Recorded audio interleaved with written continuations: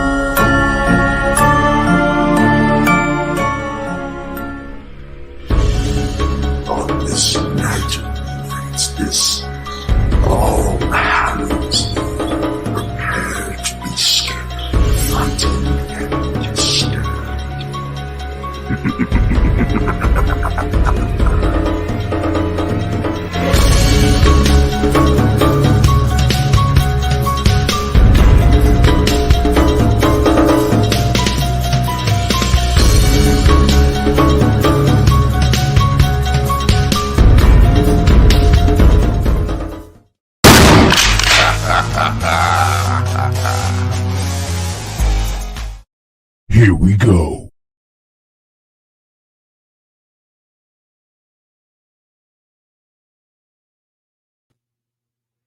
Hey guys, I'm Vanessa. Welcome to Unmasked. I hope you guys are all having a great weekend. Tonight, I'm really excited to have survival expert and instructor Dave Canterbury with us to discuss Brian Laundrie, of course. And Dave is a wilderness survival expert and instructor. He has a YouTube channel that I have linked in the description below. He's a New York Times bestselling author of the book Bushcraft 101. And of course, he was a co-star on seasons 1 and 2 of the Discovery Channel's Dual Survival. And tonight he's going to be answering some questions for us. So please welcome Dave Canterbury. Hey, Dave. Hey, how are you? Good. How are you? Good. Thank you so much for taking time out and in the middle of your class and driving all the way out just to get some good Wi-Fi and talk to us. Oh, you're very welcome. So there's a lot to go over. And of course, I know that we've talked briefly that you've been following the case as well. But I wanted to give them a little bit of, I guess, background knowledge or information. And when I was watching your content, you talk about the 5 C's and 10 C's of survival. Can you explain a little bit what those are to everyone? Yeah, I think the most important aspect of that really is the 5 C's of survivability. And it's a system that I created for teaching people the basic kit items that are required for a survival scenario, or really any emergency scenario in the wilderness environment. And it's based on historical data to include archaeological evidence and documentation in diaries and literature from the past of items that were normally carried by people in an everyday scenario to affect their day-to-day survival.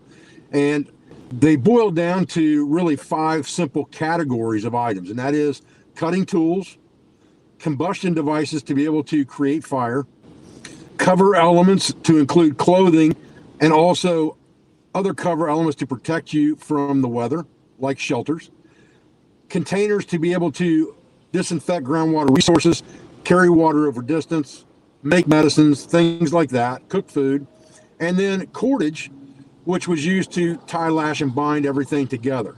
And so those 5 items pretty much have been the same items that have been carried by everyone from Oates the Iceman to the frontiersmen of the 18th century to the trappers of the Old West. All these peoples carried those same categories of items in their kit, up to and including Lewis and Clark even, on a day-to-day basis. And I think, I'm of the school of thought, if it ain't broke, don't fix it.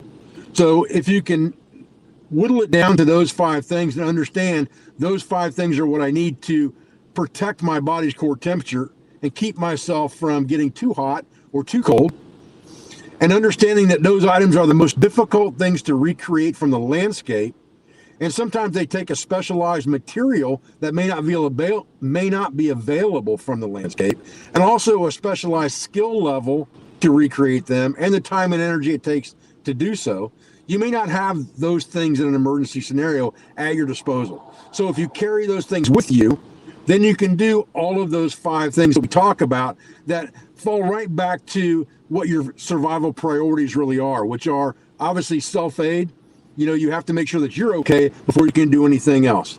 And then it comes down to basically fire, shelter, water, and then either signaling for rescue or navigation to be able to effect self-rescue. Beyond that, you should be okay for a 3 to 4 day scenario. Once you talk longer term, then you need more items within your kit. Okay, and I think that's interesting because that'll lead us into exactly, I know, where everyone wants to go with this. Of course, we talked about this a little bit before we started. The whole world's been captivated by Gabby Petito's case, and then, of course, the subsequent hunt for Brian Laundrie. And we just learned on Wednesday, I believe it was the 20th, that at least partial remains, we don't have full information at this point, but at least partial remains were found in the Carlton Reserve. And we know that it sounds like the remains that were found were bones only. So just based off the limited information that we have, we will be doing some speculation, you guys, but based on fact, of course, like we always do. We also know that there was a backpack, a notebook, and that was not in the dry bag, and a large dry bag. So the other thing we talked about was that it was stated yesterday that no cause of death could be determined yet. So the bones have been sent off to a forensic anthropologist for further examination.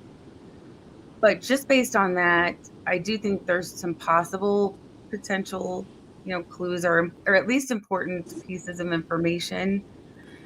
And of course, there's theories all over online, people arguing about what he did or what, could possibly happened. But I just want to go over some of the details with you and get your expert opinion on them.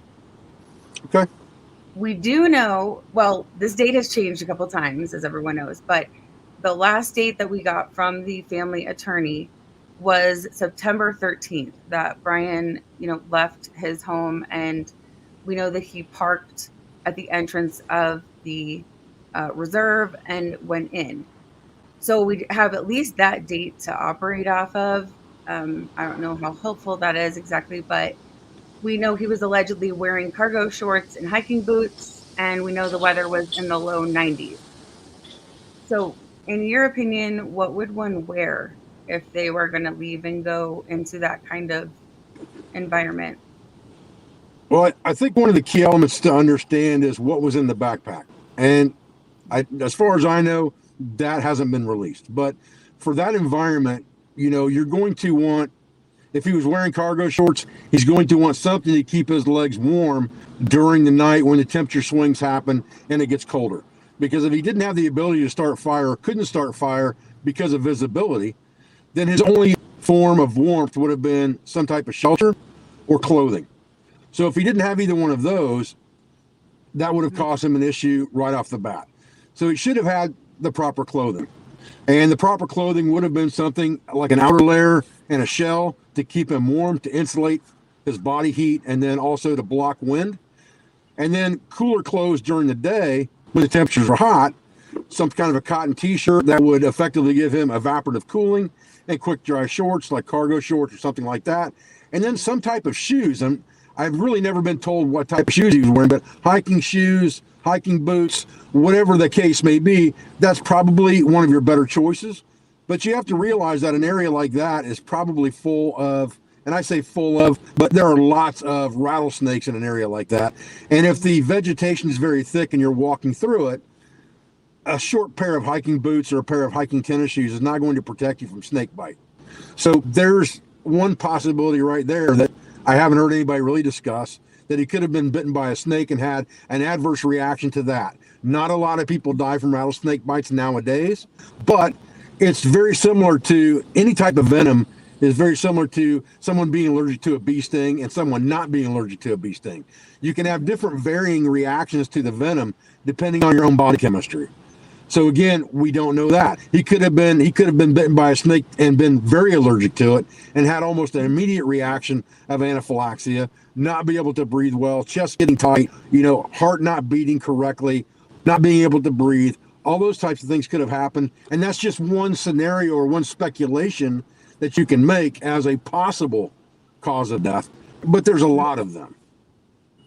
That's really interesting you bring that up at all, because yeah, people have been kind of focused on, one of two things, and we'll get into that a little more, but and we talked about why we don't think it's likely but possible that he just wandered in there to possibly, and it's YouTube, so let me pick my words carefully, take his life, or what a lot of people think that he could have possibly done.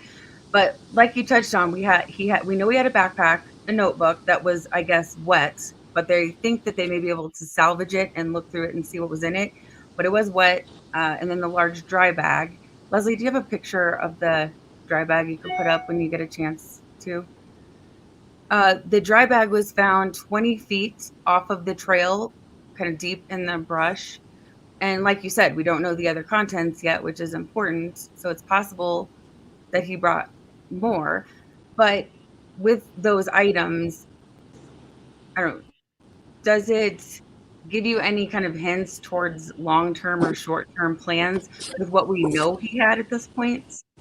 Well, I mean, the fact that he had a dry bag tells you that he was at least smart enough to understand that if he was going to have to cross water, he'd want to keep his equipment dry.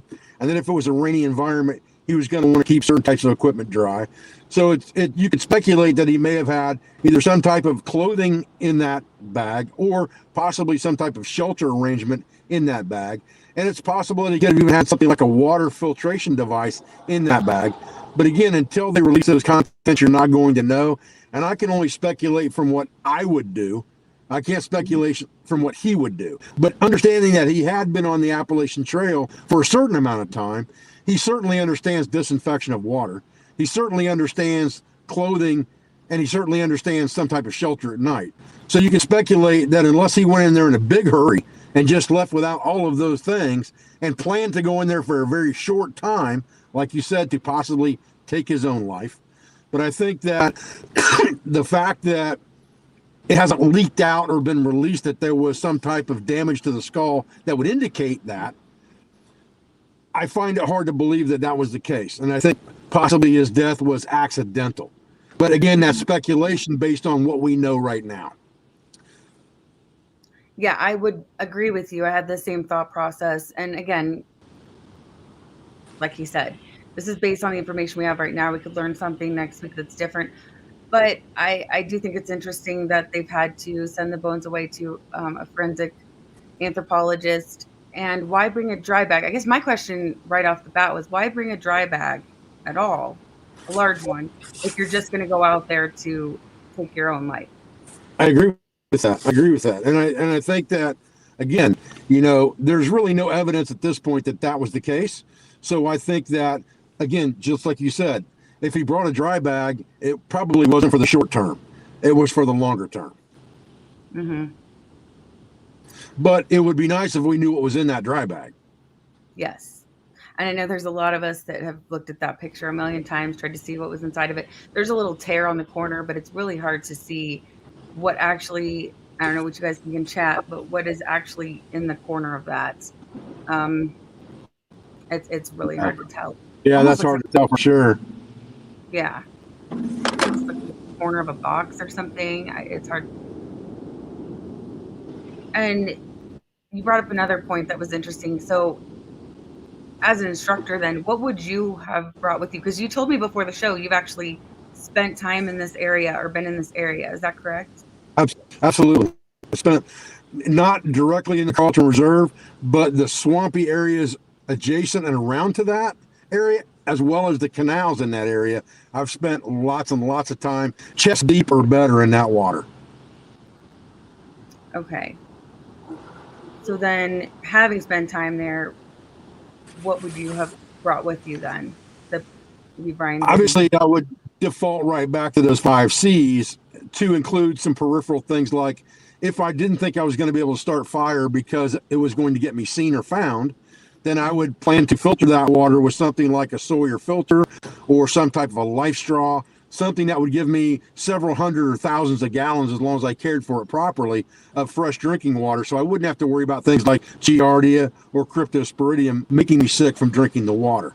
And then I would have had, obviously, some type of shelter and garments that I could change out of and into depending on the weather for that day. Some type of shelter to keep me warm at night. Again, if I wasn't going to be able to start a fire, especially. And then obviously I would want things, your signaling for rescue is not such a big deal. Navigation, possibly, unless you're just going to wander around. But I definitely would have had those mainstays of how am I going to filter water? How am I going to protect myself from the elements? How am I going to protect my body's core temperature? And then possibly even some first aid type items just in case. Right. And you do bring up a good point, because on top of everything else with the survival, he has the added pressure and stress, of course, of hiding. He Correct. Can't be spotted. So that's a whole other scenario. But one of the other things I thought was really interesting that everyone's talking about is the proximity. So I don't know if you are aware of this or not, but his remains were found 0.6 of a mile from where his vehicle was located at the entrance of the reserve. So it's about a 45-minute walk from the start where he was parked to where they found his remains. So Okay. what does the close proximity to his vehicle tell you, if anything, or do you think that means anything? I mean, if I had to speculate, I would probably say it meant he was on his way back to his vehicle because something was drastically wrong. That's what I would say. Because I think there was enough people looking for him, and he would have known there were a lot of people looking for him right off the bat, that he would not have stayed that close to his vehicle, knowing that so many people would be looking for him. But for him to be that close to his vehicle in the end when he was found tells me that it's more than likely he was trying to get back to his vehicle when something happened to him. That's a speculation. Again, it's completely my opinion. Right. That's really interesting. But Actually, it makes I never. sense. And regardless if it's, I don't know, I've seen different things as far as the time, whether it's 20 minutes or 45 minutes, it's still pretty close to his car. So that is a really interesting point. I didn't think of it that way, that maybe something happened and he was trying to backtrack. So that's really interesting. And we also talked about the fact that he could have easily been wanting to cut through a waterway to throw off investigators and escape through the other side of the park. So that could also be a possible scenario. Absolutely. It's very possible. But again, did he drown? You don't know. We'll probably never know. I would assume he could swim. Was he taken down by an alligator? Who knows? Again, I'm not sure how likely that is. I'm not saying it's unlikely, but alligators know how big their meals are. I mean, they take dogs and things like that a lot. That's a small game to them. A human being, it would take a fairly large alligator to probably attack a large human, probably over 10 feet, I would speculate. But again, what we don't know is that, did he enter that water at night? Because if he entered that water at night, that changes things a lot, because those type of animals are instinct hunters. And if something's splashing around in the water and it's dark, that may lead them to believe there's an animal struggling in the water, and instinctively they would attack that. So it's very possible in that situation or that scenario that it could have very well been an alligator. But at the same time, it's also very likely that he could have just drowned and he was gotten to later by predators like alligators, snapping turtles, fish, and that's why there's only bones left. And it does seem like, and I don't know if that's just like we were talking about, people imagining these scenarios in their head, that there's been, I think the most talk besides taking his life has been about alligators. So you say in your experience that's probably not as likely as people think that it is? I don't believe it is, honestly. I mean, I think that there are large alligators in that area for sure. But I spent a lot of time in water in those types of areas, very near to that area in Florida, even at night, and never had a problem with an alligator. That doesn't mean that it couldn't happen. But at the same time, I think that we need to realize that because there's been lots of alligator attacks on humans and animals, doesn't necessarily mean that they're these voracious predators that go after humans all the time. I think that's a rarity. And I think in an area like that, in a wildlife area that large, it would have had to have been a very large alligator to go after him, unless, like I said, there were extenuating circumstances where he had drowned or was splashing around the water, flailing around, drowning, or something like that. If he would have crossed water at a slow, easy pace, probably not, in my opinion. If he's splashing around and things like that, it's more likely to have happened. Now, one thing to remember about those areas that I will tell you, I know from experience, is that there are a lot of areas that there's some very deep and thick mud in shallow water of those areas. So you can get in there waist deep and all of a sudden be knee deep in mud to where you can almost not move and you have to struggle to move. A scenario like that could cause a predatory animal to attack because they think something's injured. And that's the key element to remember with the alligators is they're opportunistic hunters. And I believe that if he was showing signs of I'm already injured or I'm in distress or I'm drowning and I'm splashing around in the water, it's much more likely that he would have, or swimming even possibly, it's much more likely for him to be attacked by an alligator than if he was just crossing casually through the swamp in knee-deep water and taking his time about it. Yeah, and I guess that makes, because he goes in, maybe he twists his ankle, something happens, he's injured, and then becomes easier prey, or the injury becomes Correct. It is all speculation, but it is interesting to think about and that actually was my other question. You mentioned the Appalachian Trail earlier, and we know he spent months there and was familiar with there too, and they talked about how people go to where they're familiar with. It's interesting to me that he would choose that type of area to flee instead of maybe the Appalachian Trail, which he's also familiar with instead, because he did have a car. So isn't that more treacherous area? Right. I agree with that. But I also think that, again, there's a lot of things that we don't know. How much of a hurry was he to get out of there? Would he have even had a ride or someone to give him, transportation to get on the Appalachian Trail, which at a minimum you would have to go to Georgia for, which is a long ways from Northport, Florida. You're talking, to my best recollection, probably 10-hour drive to get to the Appalachian, maybe even more than that, to get from Northport, Florida to the Appalachian Trailhead in Georgia.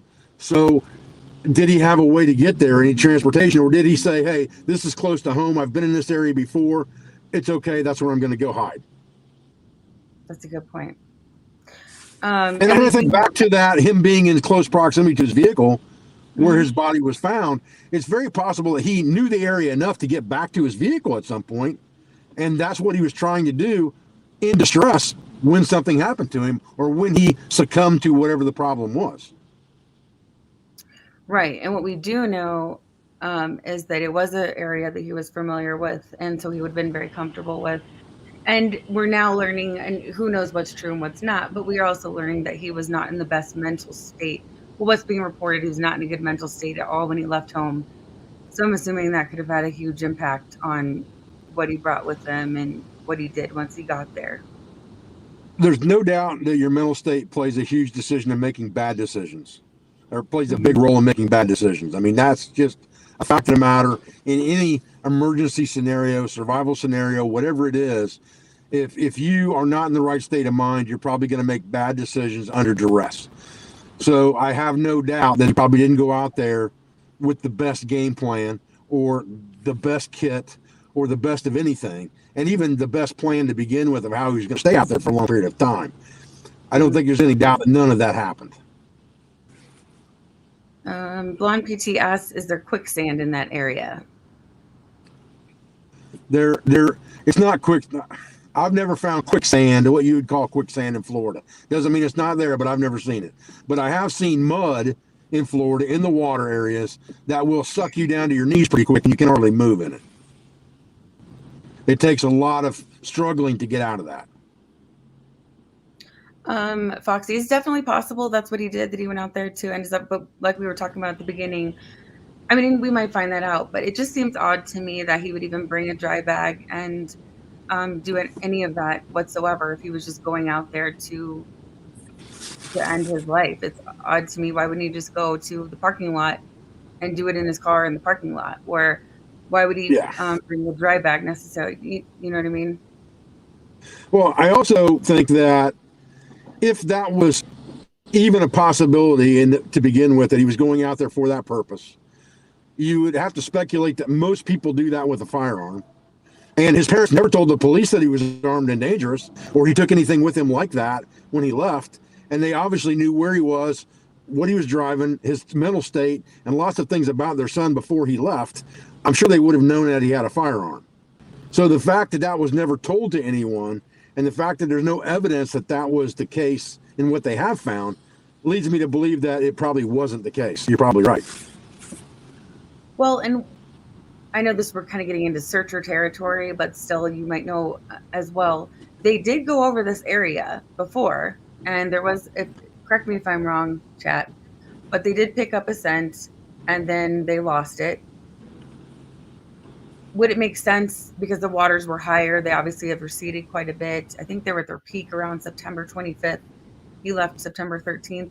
But would it make sense that they could have searched that area even multiple times and never have found him, and then all of a sudden he's there?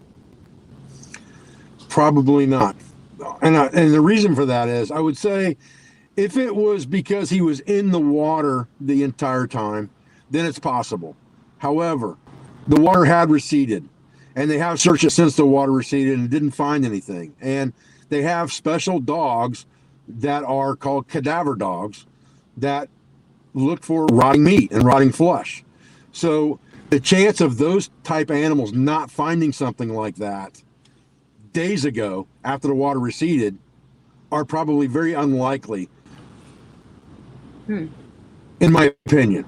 Now, if it was in the water, like I said, if he was underwater, an alligator stuffed him under a log or something like that, then yeah, they possibly could have missed that scent. But again, that doesn't necessarily mean an alligator killed him either. Alligators are scavengers as well. He could have been dead or drowned or anything like that.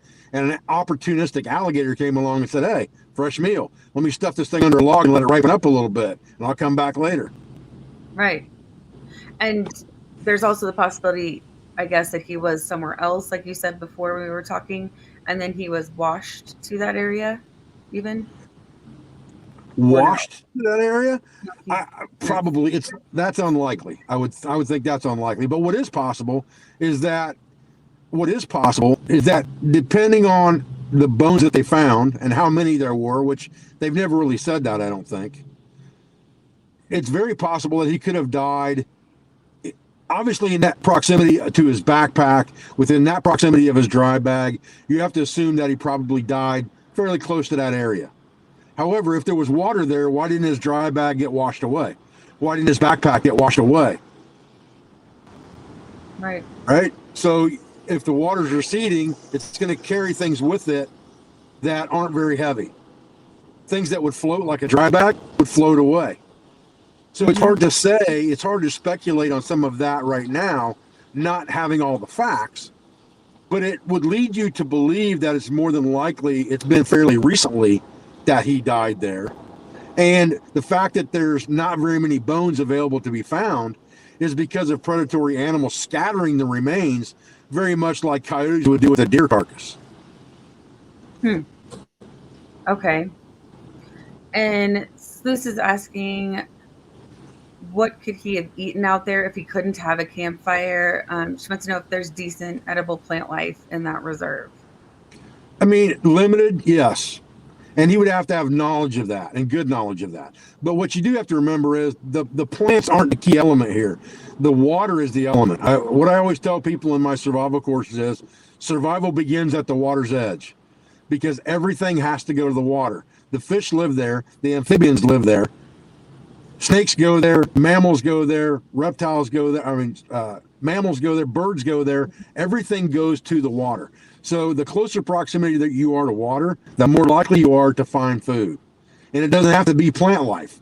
He could have caught snakes, fish, turtles, frogs, anything like that he could eat. So there was plenty of food there. Food wouldn't have been an issue. And it really wouldn't have been an issue anyway for someone in the short term. It would have taken much longer for that to become a real issue. Okay. And then as far as them sending away the bones and again, we don't have all of the facts yet, but from what you can kind of put together, it sounds like there really wasn't any soft tissue or not much to work with. So they're sending off the bones. Would they be able to tell by examining those, in your opinion, if what happened to him, or is it just going to be kind of confusing because something got to him afterwards? I think some of that may be luck of the draw, to be honest with you. I think that if the animals had chewed those bones or chewed the meat off of those bones, you're going to have teeth marks and things like that in the bones that may not be representative of a cause of death. Even if it was alligator teeth that caused those markings on the bones, that's not necessarily a cause of death. However, a good sized rattlesnake that bit you in the leg or something like that would probably leave a couple indentations on bone. If you were lucky enough to find the right bone where that bite occurred and you saw those 2 marks, and you were a good enough forensic pathologist to say, hey, these are bite marks from a venomous snake, then you would have a better shot at saying this was his cause of death. But I think that other than that, it's going to be difficult. Tommy asked, how long do you think he's been dead? And Dave had an excellent point on that, but he's asking how long, and I think we touched on that a little bit, but based on what we know, you were saying you think it's possible it was more recent than we would think? And my belief would be that it would be more recent only because of the proximity of the bones to the rest of his stuff. I think that with waters rising and lowering and rains occurring and things like that, you would have light pieces of gear like dry bags and things like that would probably have washed away or would have receded further away with the water if they were floating, and wouldn't have been in close proximity to the body. So if you didn't have rising water there at his time of death, then that tells you that it was fairly recent because there was water in that area up to that point, correct? Yes. Yeah, there was, So I think, it was about 10 days after he left. It was the peak of the flooding. So if it took 5 days to recede, that's 15 days. It's been, a little over 30 days now, 35 or 36 days now, something like that. So, I mean, probably in the last 2 weeks at the most. And it wouldn't take anywhere near that long for predatory animals to get to his carcass. I mean, I've seen buzzards flying around the deer carcass an hour after it was gutted in the woods. That's an interesting question. Can venom possibly be detected in the bones? You did say that there's possible, if you got the right bone, you might see an indentation. I'm gonna say I can't give you a 100% answer on that. I'm not the expert to give you an answer on that. I would ask someone else that question. My instinct would say probably not. But again, that's my instinct. That's not a fact. And then you brought up the fire, which I, again, didn't think about immediately, that he is hiding. So it's not likely he's going to be able to have a fire. So could that play into any kind of hypothermia and that possible cause of death? Absolutely. I mean, you could go either way. A lot of people think, oh, it's Florida, it's hot. No, this time of year with temperature swings going down into the 50s, the difference between 90 degrees and 50 degrees is a lot on your body, especially when it happens fairly abruptly with season changes. So if you, like I said before, when we talked offline a little while ago, you can suffer from hypothermia in a bathtub if you're in there long enough and you don't put any warm water in there. So for him to be exposed to temperatures that were well below the normal during the day, if he didn't have the right clothing, if he didn't have shelter, if he didn't have a way to make fire, you could absolutely succumb to that. On the other hand, you could also succumb to hyperthermia, even if you had the right clothing, if you couldn't get enough water for some reason. And if the water had receded where he was found and it was no longer in close proximity, we can't really say what happened there. You don't know whether he was getting enough water. You don't really know what could have happened to him. He could have gotten sick from water he was drinking if he didn't have a filter, and gotten more dehydrated from being sick. And again, speculation on my part, but trying to get back to his vehicle in a state of duress and just didn't make it there. Okay, that's actually kind of where my thought process is heading to. And we're getting a lot of questions right now, in the chat and on my phone too, about the wild boar situation there. I know we talked about alligators. That's another very good point. There's wild pigs all over Florida, and there has been for 30 years that I know of. So, because it's been a long time since I lived down in that area. When I lived in that area, there was a one stoplight town, Northport. Now it's a city with its own police department and things like that. But there were wild boars all in that area of the orange groves, even when I lived down there. And they're very dangerous. They really are. If you get into a pack of them things, and they can do a lot of damage very, very quickly. But again, and they eat flesh, but they generally also eat bone. And so that's one thing to think about with the wild hog scenario. I mean, you're into the true crime stuff, and this is what your channel's about. How many people have thrown dead bodies to the hogs to keep from being caught committing a murder? Oh yeah, we hear that. The reason they do that is because the hogs eat it all. They eat everything. They eat the bones and all. So the fact that they found bones there would lead you to speculate possibly that it wasn't hogs that killed him necessarily, for sure. They might have gotten to him after the fact, but they're pretty good at cleaning up, and they probably would have ate everything. Is that, and they don't eat the teeth, is that correct? Or is that a myth? Well, they can't digest the teeth. That's my understanding. Again, that's not fact. You'd be better off asking a veterinarian or something like that. Or a zoologist is more familiar with those animals. But I know that that's generally how people get caught when they do that, is because the teeth are left over. And I want to say that's probably not because the hogs didn't eat the head. It's because they couldn't digest the teeth. This is fascinating to me. So they just come because out the other end. Yeah, because I never thought about that either. With that, okay, so it makes the wild boar scenario much less likely then. In my opinion, again, we're speculating here, right? So, and I'm just going off of what I know, all right? I'm just going off of what I understand. And hogs are not going to leave them bones. They're going to eat them. Whereas a wild animal like a coyote or an alligator or something like that may not consume it all at one time. And dogs chew on bones, and they do consume bones, but not all the time. And again, like you said, we don't know how many bones. I wish we had a little more, information. It might help I agree. out a little, but at this point, it is a lot of speculating. But I do, and we're in true crime, so I know for maybe some of you guys this is graphic, but we live for the stuff just because everything's in the details and everything is a piece of the puzzle. Every little fact is a piece of the puzzle to put it together. So that's why this is so fascinating. Well, yeah, I agree that he's gone. But it is interesting because my personal theory, and this doesn't have to be everyone's, has been through this. I'd love to see in chat who agrees.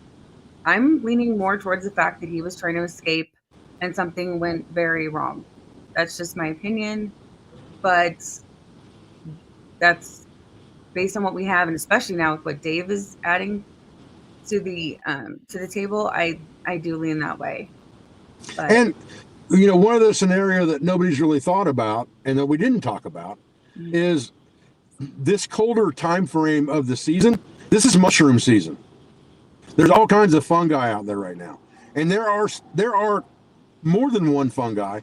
Again, we talked about perception being reality. A lot of people think, there's every mushroom you eat's going to kill you or make you see visions. That's not the case, but there are mushrooms out there that can make you deathly ill in a very short amount of time, and they're very excruciating. It's a very excruciating death.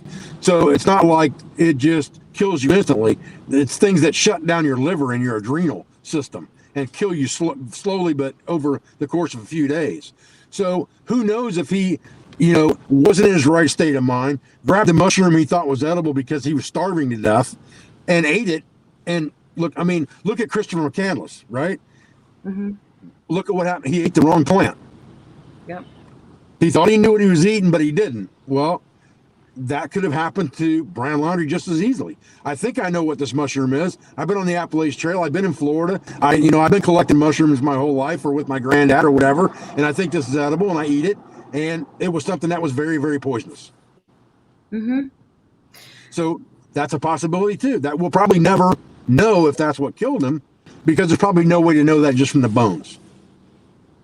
Yeah, and I saw someone writing in the chat while you were talking that he was a vegan, but I feel like in this type of scenario, I would say that probably just does all that just go out the window. I would think that he's just in survival mode. He's not necessarily. Yeah, I'm pretty sure that whether he's a vegan, a vegetarian, or anything in between, once it comes down to I'm so hungry, I feel like I'm starving, you're going to take what you can get.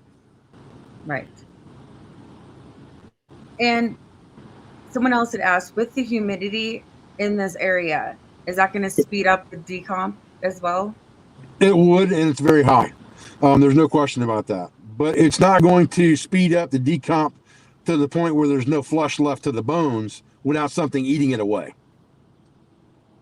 Okay. And then Dr. Michelle Mock asked, would buzzards have time to circle, and would they be visible? Because they started the search pretty quickly. Absolutely. And that's one of the things that I talked about on one of the news interviews that I did, is if you think he's still in that area and you truly believe that, every time I see buzzards circling, I'd be going right to that area, because there's a possibility he died there. And so, yes, there's absolutely no doubt that buzzards would have been circling if he died out of the water, which again, we don't know. If he died out of the water and he was consumed out of the water, which again, we don't know that either, then I would say buzzards would have been partially responsible for that, and there would have been a lot of them. Turkey buzzards are, notorious for that. So, but again, I don't know how much searching has been done in the last 4 or 5 or 6 days, even directly in that area before his body was found. I don't know. So I wasn't there. I can't speculate to that. But I can tell you, if something happens to a living being on land and it dies in Florida, there's going to be buzzards on it within an hour. If it's on land. It's on land. So in the then water, not so much. Okay. So that could explain why, with all the searchers out there, that maybe they didn't see anything, or maybe he was still alive at the time. Very possible. Yes. Yeah. Oh yeah, and Michelle was asking about fire ants. Oh man, them things are hateful. Let me tell you. Yeah. And again, that's another one of those things that is very prevalent in Florida. They're very voracious if you get into them and you start getting stung by them and bit by them. And if you got several hundred of them on one leg at a time, again, you can have varying reactions to those bites depending on your metabolism or depending on your body chemistry. And so there's another thing you could speculate. Did fire ants kill him? It's happened. People have died from fire ant bites more than one time. There's no doubt that's documented fact. So, could that have been the case? Because there are lots and lots of fire ants in that area, without a doubt. Yeah. I remember those can be nasty. I actually sat in some when I was a little kid, and it was a horrible experience. I was a little girl, but yeah, I do remember it to this day. So I know that's a nasty experience. One thing that I've always said about this whole scenario is that if Brian knew that people were looking for him, A, he wasn't going to be able to start fire because it would give his location away. But B, he also probably couldn't move very much during the daylight hours. So that would leave you to move at twilight or in the dark or very early in the morning. And it's very easy at that point to stumble upon something that you could have avoided during the day. I mean, if you walk up on a 10-foot alligator, then, you poke the bear. Sometimes you mess with the bull, you get the horns, right? Yeah. So if you walk up on a 10-foot alligator in low light, you probably get what you got. Or if you stumble over a rattlesnake because you couldn't see it because it was halfway dark, they're nocturnal hunters anyway, you probably get what you got. So, I mean, that in itself is enough to make you make mistakes that could cost you your life. The fact that you have to travel in those times of day. Yeah, that's another excellent point. This has been, I don't know about you guys, this has been one of the most fascinating, I think, interviews that I've heard from anyone since this started. I was so excited to have you on, and you can see in chat you have a ton of fans in here. Well, thank you. I appreciate that. I was fangirling out before we got on air too, but did I miss any questions? I know there's a lot in here, and I know I don't want anyone to get frustrated because I missed anything. Because he drove all the way out just to get Wi-Fi to give us a few minutes of time, so I appreciate that. That's all right. That's all right. Let's see. Someone just had one too. Oh yeah, the rattlesnakes. Yeah, we went over that at the beginning. That it is likely, if I understand you correctly, almost more likely that, I mean, he could have had a snake bite and then succumb to that, and was trying to get back to his vehicle, which I thought was an excellent. It's definitely a possibility for sure. Yes, he does have a YouTube channel. I have it linked in the description below, and I've been watching it, and it's so interesting. And especially if you are following this case, if you're not following this case, it's really, really interesting. So I'd encourage you guys to go over there and subscribe to his channel as well. Let's see, just trying to make sure if there's anything else. Yeah, Daisy, he did mention that alligators can put their meals and store them, right? You said for a later time. Absolutely. Alligators, I mean, alligators and crocodiles both sometimes have a habit of, they're kind of like dogs. When dogs go bury a bone, you know, they take, especially something large that they can consume in one meal, and they stick it somewhere to, number one, keep it away from other alligators, and number two, so that, you know, they can come back to it later. And that's it's a possibility for sure. Yeah, someone just said, I wouldn't imagine there is a lot of sleeping going on. I can't imagine, and that's why I brought this up earlier. Of all the places to go, and again, he was in a different kind of mental state, I would not pick this one. I definitely wouldn't have picked that one unless I had a hammock with me. That's for sure. A hammock, a good underquilt, and a tarp. Yep. And until we hear more, we won't know. But oh, good, you subscribed. So I just want to thank you for coming on tonight. I know that very welcome. Busy weekend. And what I'm hoping, because this has been amazing, is if we do find out more information or have more questions, we'd love to have you back on the show sometime. Absolutely. And if you guys think of more questions after this, leave them in comments, and hopefully if there's big questions, I can send them to him. But this has been so fascinating. So thank you so much. Well, thank you, Vanessa. I appreciate it. It was wonderful to meet you. And thank you, mods, and everyone watching. And again, his YouTube channel is linked in the description below, so please go check it out. And please don't forget to give this video a thumbs up, share it around, and hit the subscribe button. So I hope you guys all have a safe and wonderful weekend, and have a good night.